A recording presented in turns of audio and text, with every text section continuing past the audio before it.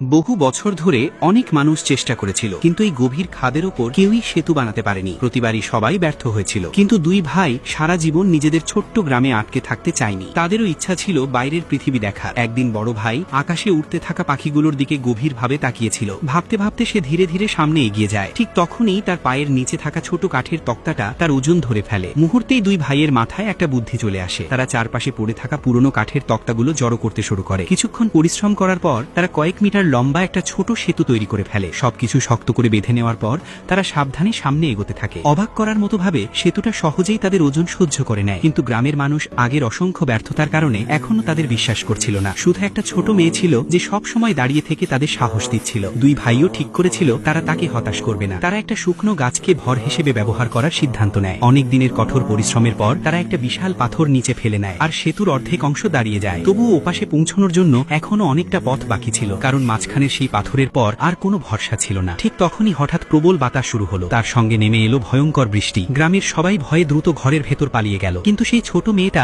এখনো আশা নিয়ে দাঁড়িয়েছিল। হঠাৎ আকাশে ভয়ঙ্কর বজ্রপাত হলো, আর সঙ্গে সঙ্গে একটা দড়ি ছিঁড়ে গেল। তীব্র বাতাস কাপড়টাকে উপরে তুলে দিল, আর সেতুটাও বাতাসে ভেসে উঠতে শুরু করলো। দুই ভাই বুঝে গেল এটাই তাদের শেষ সুযোগ। তারা দ্রুত নিজেদের ব্যাগ কাঁধে তুলে ওপাশের দিকে দৌড়াতে শুরু করলো। কিন্তু ঠিক তখনই হঠাৎ বজ্রপাত সেতুর উপর আঘাত করলো, আর মুহূর্তের মধ্যে